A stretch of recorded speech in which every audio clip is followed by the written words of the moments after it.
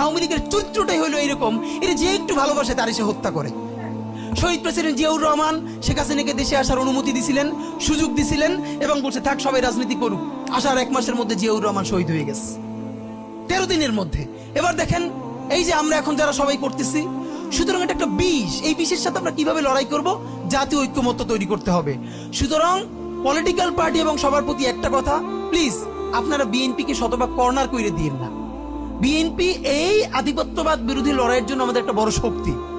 এই শক্তিকে এত বেশি কর্নার করা যাবে না যাতে তারা গিয়ে আওয়ামী লীগের হাত ধরে ফেলে।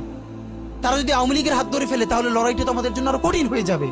বরং বিএনপির প্রতি আমাদের চ্যালেঞ্জ হলো, যেই বিএনপি বাকশালী সংবিধানের প্রতি প্রেম দেখাবে, তারে শহীদ জিয়ার ছবিটা সামনে এনে বলতে হবে যে এই বাকশালী সংবিধান তো জিয়াউর রহমানই ছুঁড়ে মারছিল। বেগম জিয়া বলেছেন এই সংবিধানকে ছুঁড়ে ফেলা হবে। ওমা এখন বেগম জিয়ার চেয়েও নতুন বিএনপি আসছে, বেশি প্রেমের বিএনপি। যেই শহীদ প্রেসিডেন্ট জিয়াউর রহমান ইসলামোফোবিক জায়গা থেকে বাংলাদেশের মুসলমান, বাঙালি মুসলমান সব আইডিয়াকে ধারণ করে বাংলাদেশে জাতীয়তাবাদ তৈরি করলেন। এখন একটা নতুন বিএনপি গজাচ্ছে, কেউ চেষ্টা করতেছে পুরো বিএনপিটাকে একটা ইসলামোফোবিক বিএনপি করা। এ কি ভাই, ইসলামোফোবিক বিএনপি সে কোথায় যাবে? সে কি দিল্লি যাইতে চায়? আমরা আমাদের প্রথম চ্যালেঞ্জ হলো স্বাধীনতা সার্বভৌমত্ব রক্ষার স্বার্থে এই বিএনপিকে শহীদ জিয়ার কাছেই রাখতে হবে, এই বিএনপিকে বেগম জিয়ার কাছেই রাখতে হবে। নাম্বার 2, আমাদের সামনের নির্বাচনে ম্যান্ডেট কি হবে এইটা সুস্পষ্ট।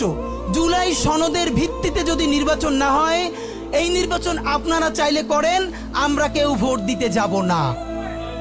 নাম্বার 3, সেই নির্বাচনের পরে সংসদের ম্যান্ডেট কি হবে? সংসদে জুলাইয়ের বর্তমান সনদে যেটা স্বাক্ষরিত হবে সবার ঐক্যমত্যের ভিত্তিতে, এটা নির্বাচনের আগে মানে সংবিধান সংশোধন করা ছাড়াই অধ্যাদেশের বলে বলে যেটা করা সম্ভব সেটা আগেই করে ফেলতে হবে এবং তাকে দিয়ে নির্বাচন করাইতে হবে। এবং আমাদের বিএনপির বন্ধুরা বলছেন 2 বছর সময় নিয়ে তারা সংসদে এইগুলো পাশ করাবেন। 2 বছর চলবে না, সর্বোচ্চ সময় 6 মাস। সংসদের প্রথম 6 মাসের মধ্যে জুলাই সনদের সমস্ত কথাগুলো সংবিধান ইনকর্পোরেট করতে হবে। যদি পারেন নতুন সংবিধান করতে হবে, নতুন সংবিধান করতে না পারলে এইটার মধ্যে ইনকর্পোরেট করতে হবে। রাজনৈতিক বিভাজনের ফাঁকে একমাত্র সমস্ত সুবিধা নেবে ফ্যাসিবাদ, ফ্যাসিবাদের শক্তি এবং আওয়ামী লীগ। আমরা আমাদের জীবন থাকতে বাংলাদেশের মাটিতে ভারতীয় আধিপত্যবাদ থেকে শুরু করে আর কোনো বিদেশি আধিপত্যবাদ, হাসিনা এবং ফ্যাসিবাদকে মেনে নিব না। এবং আমরা যদি শহীদ হয়ে যাই, আমাদের সন্তানেরা লড়বে, তার সন্তানেরা লড়বে। কিয়ামত পর্যন্ত বাংলাদেশ নামক জমিন যতদিন বেঁচে থাকবে ততদিন পর্যন্ত আজাদির সন্তানেরা লড়াই করবেই করবে। ইনকিলাব জিন্দাবাদ।